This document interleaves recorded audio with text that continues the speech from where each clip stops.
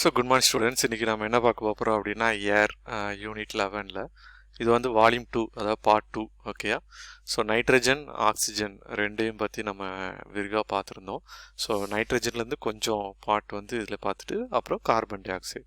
So 3 oxygens, அதாவது gases தான் ரொம்ப இம்பார்ட்டன்ட் அப்படிங்கிறனால oxygen, nitrogen and carbon dioxide பார்க்குறோம். So nitrogen fixation. So nitrogen gets circulated in the air and soil and living things as the element itself or in the form of its component. So nitrogen எப்படி இருக்கும் அப்படின்னா நைட்ரஜனாகவும் இருக்கலாம் தனியாகவும், இல்லைனா அதோடைய துணை எலமெண்ட்டோட சேர்ந்து, அதாவது காம்பவுண்ட்ஸ் ஆகும். Just as there are a circulation of carbon in nature, so also there is a circulation of nitrogen. எப்படி கார்பன் இருக்கோ அதே மாதிரி தான் நைட்ரஜனும் அங்கங்கே என்ன செய்யுது இருக்குது. இதோடைய பயன்பாடு பார்த்திங்கன்னா செடிகளுக்கு ரொம்ப யூஸ்ஃபுல்லாக இருக்குது. So the plant cannot make use of element nitrogen from the air as such. அப்படியே யூஸ் பண்ணுறது வந்து கொஞ்சம் இதாக இருக்குது. So plant requires soluble components of nitrogen. So அதனால இந்த செடிகளுக்கு வந்து பார்த்திங்கன்னா சாலிபிளான ஒரு காம்பனண்ட் வந்து நைட்ரஜன் காம்பனண்ட் தேவைப்படுது. Thus plants depend on other process to supply them with nitrates. Any process that converts nitrogen in the air into useful nitrogen compound is called nitrogen fixation. So இந்த மாதிரி மாத்திரக்கு பதிலாக nitrogen fixation அப்படின்னு சொல்கிறோம். Okay, fixation of nitrogen is carried out both by naturally and by manmade. நேச்சுரலாகவும் நடக்கும், நம்மளும் என்ன செய்கிறோன்னா அம்மோனியா அந்த மாதிரி விஷயங்களை கொடுத்து கூட அது வந்து ஃபிக்சேஷன் பண்ணுறோம். ஓகே, ஸோ நைட்ரஜன் ஃபிக்சேஷன் ரெண்டு விதமாக பிரிச்சுருக்குறோம். ஒன்று நேச்சுரல், ஒன்று வந்து ஆர்டிஃபிஷியல். ஆர்டிஃபிஷியல்னால் நம்ம மேன்மேடு. ஸோ நேச்சுரல் பார்த்திங்கன்னா செடிகள்லேருந்து, அப்புறம் லைட்னிங்லேருந்து. செடிகள் பார்த்திங்கன்னா லெகுமினியஸ் பிளான்ட்ஸ் அப்படின்னு சொல்லிட்டு. ஸோ ஆர்டிஃபிஷியல் பார்த்திங்கன்னா ammonia salt from nitric acid and nitrite salts. So இதான் வந்து லெகுமினியஸ் பிளான்ட்ஸ் அப்படின்னு சொல்லி. இதில் வந்து அந்த ரூட்டுகள் அந்த இடத்துங்களில் வந்து நைட்ரஜன் வந்து ஃபார்ம் ஆகிருக்கும். ஓகே, அடுத்தது பார்த்திங்கன்னா இந்த லெசன்லே நம்ம ஏர்லேயே பார்த்திங்கன்னா 3 எலமெண்ட் மெயினாக பார்த்தோம். ஒன்று ஆக்சிஜன், அப்புறம் நைட்ரஜன், அப்புறம் கார்பன் டை ஆக்சைடு. ஸோ நம்ம ஃபைனலாக கார்பன் டை ஆக்சைடு இந்த பார்ட் 2ல் மெயினாக பார்க்கக்கூடியது. ஸோ இதில் பார்த்திங்கன்னா கார்பன் டை ஆக்சைடு பார்த்தா காம்பவுண்டாக தான் இருக்கும். ஸோ இதோடைய காம்பவுண்டு பார்த்திங்கன்னா நார்மல் ரூம் டெம்பரேச்சரில் பார்த்திங்கன்னா கேஸாக இருக்கும். ஓகே, இது CO2 அப்படின்னு சொல்லுவோம். CO2. ஓகே, பேலன்ஸ் பண்ணிக்கணும். It is found in the earth atmosphere and it sends back to solar energy which is reflected by the surface of the earth to make it possible for living organism to survive. When carbon dioxide accumulates more in the atmosphere, it produces harmful. So carbon dioxide நிறையாவும் என்ன ஆகக்கூடாதுன்னா form ஆகக்கூடாது. அதனால தான் அது கொஞ்சமாக தான் இருக்குது. ஆக்சிஜன், நைட்ரஜன் நிறையா இருக்குது, கார்பன் டை ஆக்சைடு குறையாம தான் இருக்குது. ஸோ அதனால தான் அது பிளான்ட் எடுத்துகிட்டு அதை வந்து நம்மளுக்கு ஆக்சிஜனாக கன்வெர்ட் பண்ணி கொடுக்குது. ஆனால் நம்ம என்ன பண்ணுறோம் அப்படின்னா ஹியூமன் பீயிங் என்ன பண்ணுறோன்னா நிறைய இண்டஸ்ட்ரியில் கொண்டு வந்து நிறைய கார்பன் டை ஆக்சைடை வெளியிட ஆரம்பிச்சிட்டோம். Okay, occurrence of carbon dioxide. Carbon dioxide is present in air to extent of 0.03% of volume.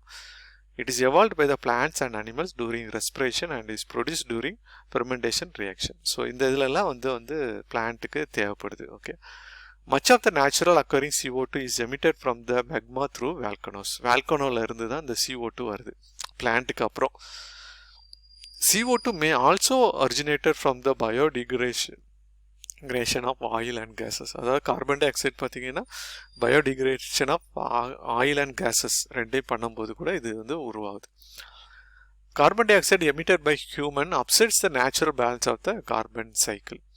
Man-made CO2 in the atmosphere has increased global temperature which is warming the planet. So இன்றைக்கி பார்த்திங்கன்னா பூமி அடுத்தாப்புல ரொம்ப அழிவை நோக்கி போகுது அப்படின்னா இந்த கார்பன் டை ஆக்சைடுனால தான், மனுஷங்கனால தான். ஸோ இதனால தான் குளோபல் வார்மிங் வந்து இன்னொரு 10 வருஷத்தில் பார்த்திங்கன்னா 5 டிகிரி கூடிரும் அப்படிங்கிறாங்க. அப்போ 5 டிகிரி கூடும்போது என்ன ஆகும், அந்த இதெல்லாம் வந்து உருக ஆரம்பிச்சிடும், பனிமலைகள் அதெல்லாம் உருக ஆரம்பிச்சிடும். அப்போ உருக ஆரம்பிக்கும்போது நேச்சுரலாக ஓஷனுடைய இது வந்து என்னாகும், இன்க்ரீஸ் ஆக ஆரம்பிச்சிடும் இல்லையா. While CO2 derived from fossil fuel is very small component of the global carbon cycle, the extent of CO2 is cumulatively because the natural carbon exchange cannot absorb all the additional CO2. Physical properties. இதில் பார்த்திங்க அப்படின்னா carbon di oxide வந்து கலர்லெஸ்ஸாக தான் இருக்கும், ஆர்டர்லெஸ்ஸாக தான் இருக்கும். Okay, it is heavier தென் ஏர். ஏரை விட கொஞ்சம் வெயிட் ஜாஸ்தி. It does not support composition. It is fairly soluble in water, turns blue, litmus slightly red, so it is an acidic in nature. So நீங்கள் அதை சேஞ்ச் பண்ணி பார்த்தீங்கன்னா தெரியும், கொஞ்சம் ப்ளூ கலரில் மாற்றிடும். So it can be easily be liquefied under high pressure and can be solidified. Okay, the solid form of CO2 is called dry ice, which undergoes sublimation. Okay, dry ice என்ன செஞ்சிரும், மாறிடும். Solid ஃபார்மில் உள்ளது பேர் dry ஐஸ்ன்னு சொல்கிறோம். So chemical properties of carbon dioxide பார்த்தீங்கன்னா combustibility பார்த்தீங்கன்னா it is non combustibility, not a supporter of composition. எது கூட எனக்கு செய்யாது, ஈஸியாக இதாகாது. ரியாக்ஷன் வித் மெட்டல்ஸ் கூட ரியாக்ட் பண்ணும்போது பார்த்தீங்கன்னா உதாரணத்துக்கு இங்கே சோடியமும் கார்பன் டை ஆக்சைடு போது சோடியம் கார்பனேட் வருது, மெக்னீசியம் கூட போது மெக்னீசியம் ஆக்சைடு அப்படின்னு ஃபார்ம் ஆகுது. So lighter metal like sodium, potassium and calcium combines with CO2 to form a corresponding carbonates, whereas magnesium gives its oxide and carbon. Magnesium மட்டும் oxide கொடுக்குது. Okay, so நான் metal பார்த்தீங்கன்னா sodium hydroxide base is neutralized by the carbon dioxide acid to form a sodium bicarbonate salt. So இந்த மாதிரி ஒரு sodium bicarbonate வந்து என்ன செய்யும், ஃபார்ம் ஆகும். ஸோ இதெல்லாம் rare cases. Okay, reaction with Lime water, calcium hydroxide.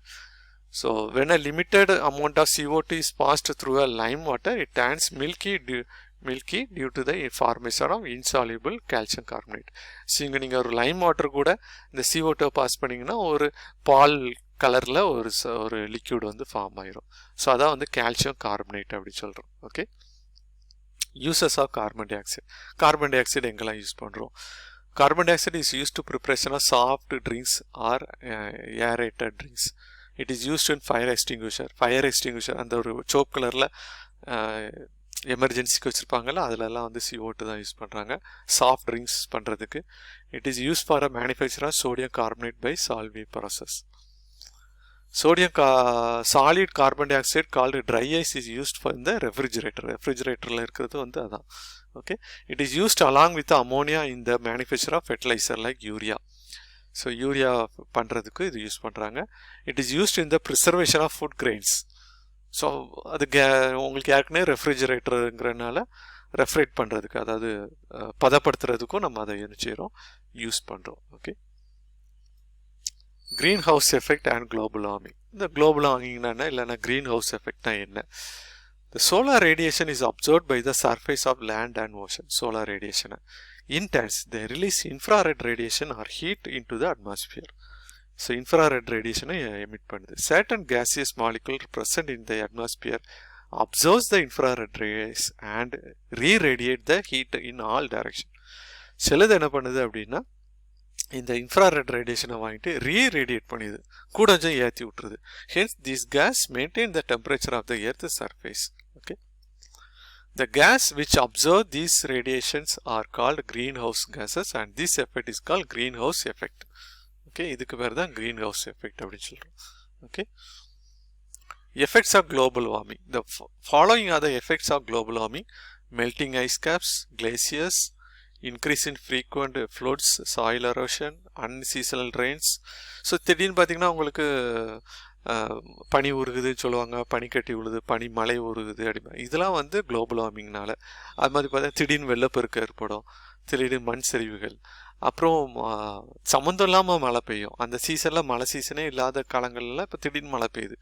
So loss of biodiversity due to the extinction of coral reef or other key species, spreading of waterborne diseases, insect-borne diseases. So இது எல்லாமே வந்து இந்த global வார்மிங்கால் வர்றது. Preventive measures எப்படிலாம் prevent பண்ணலாம்? Reducing the uses of fossil fuel. நீங்கள் வந்து சில பைக்ஸு இன்றைக்கெலாம் பார்த்தீங்கன்னா BS4 BS6ன்னு சொல்லி நிறையா டேப்ஸ்லாம் வருது பைக்கு கார்கள்லாம். ஸோ இதெல்லாம் வந்து எமிஷன்ஸை குறைக்கிறக்கா. கண்ட்ரோலிங் டீஃபாரஸ்டேஷன், மரம் வெட்டுறதை குறைக்கணும். restriction of uses of CFS, bulbs இந்த மாதிரி இதெல்லாம். planting more trees, நிறைய செடிகள் வளர்க்கணும். reducing, reusing, recycling resources. இந்த மாதிரி விஷயங்களுக்கு நம்ம போகணும். குறைக்கிறது, ரீயூஸ் பண்ணக்கூடிய பொருட்கள், ரீசைக்கிள் பண்ணக்கூடிய பொருட்கள், இதுக்கெல்லாம் நம்ம போகணும். Use renewable energy resources, charcoal எரிக்கிறது, அந்த மாதிரி இல்லாமல் சூரிய சக்திகள், தண்ணினால் சக்தி உருவாக்கலாமா, இந்த மாதிரி ஹைட்ரோ இதெல்லாம் பண்ணணும். Acid rain. Rain water is actually the purest form of water. அது வந்து மழை அப்படிங்கிறது பியூரஸ்ட் ஃபார்ம் தான். பட் ஹவர் இந்த மாதிரி பொல்யூட்டன் ஆகிறனால ஆசிட் ரெயின் வந்து என்ன ஆகுது, ஃபார்ம் ஆகுது. உதாரணத்துக்கு nitrogen, N2O, NO2, sulphur SO2 இல்லைன்னா SO3.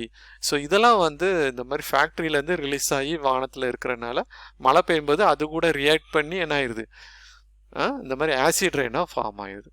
Okay, nitric acid sulphuric ஆசிடாக ஃபார்ம் ஆகி ஆசிட் ரெயினாக ஃபார்ம் ஆகுது. ஓகே, ஸோ இதான் வந்து இந்த எக்ஸாம்பிள் ஆசிட் ரெயின் எப்படி வருது. ஓகே, ஸோ இதை நம்ம நிச்சயம்னா குறைக்கணும்.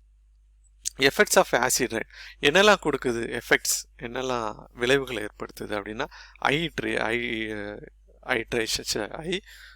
இரிட்டேஷன், ஸ்கின் ஆஃப் ஹியூமன் பீயிங்கில் வந்து இரிட்டேஷன், அதாவது தோல் அரிப்பு, கண்ணரிப்பு இதெல்லாம் வருது. Inhibit germination and growth of seedlings. It changes the fertility of சாயிலை வந்து கெடுத்துருது, பிளான்ட்டை கெடுத்துருது, லைஃப் மழை தண்ணியில் வாழக்கூடிய மீன்கள் இதுக்கெல்லாம் வந்து அது ஒரு பெரிய த்ரெட்டனிங்காக இருக்குது. It's causes corrosion of many buildings and bridges. Building வந்து அரிப்பு ஏற்படுறது, இல்லைன்னா பிரிட்ஜஸ் வந்து அதாவது பாலங்கள் வந்து இந்த ஆசிட் ரெயினால் அரிப்புகள் ஏற்படுது. இந்த மாதிரி விஷயங்கள்லாம் ஏற்படுது. ஓகே, ப்ரிவென்ஷன் எப்படி ப்ரிவென்ட் பண்ணலாம்? ஸோ மினிமைசிங் த பெட்ரோல் டீசல் யூசேஜ். அப்புறம் சிஎன்ஜிக்கு போகிறோம், கம்ப்ரஸ்ட் நேச்சுரல் கேஸ். இன்றைக்கி நிறைய கார்கள் பார்த்திங்கன்னா சிஎன்ஜி மாடல் வந்துடுச்சு. ஓகே, நீங்கள் நெட்டில் சர்ச் பண்ணுங்கள் CNG model, compressed natural gas. Okay, பின்னாலையோட சிலிண்டர் வச்சுருப்பாங்க. Using non conventional sources of energy, proper disposal of industrial waste. இண்டஸ்ட்ரியலில் இருக்க கழிவுகளை வந்து கரெக்டாக இது பண்ணணும். நான் கன்வென்ஷனல் சோர்ஸ் ஆஃப் எனர்ஜிக்கு நம்ம என்ன செய்யணும், மூவ் பண்ணணும். இதெல்லாம் வந்து இதை நம்ம அவாய்ட் பண்ணலாம். ஓகே, ஸோ இந்த வீடியோ பிடிச்சா லைக் பண்ணுங்கள், என்னோடய சேனலை சப்ஸ்கிரைப் பண்ணுங்கள். அடுத்தப்பல ஒரு லெசனில் உங்களை நான் சந்திக்கிறேன். நன்றி, வணக்கம்.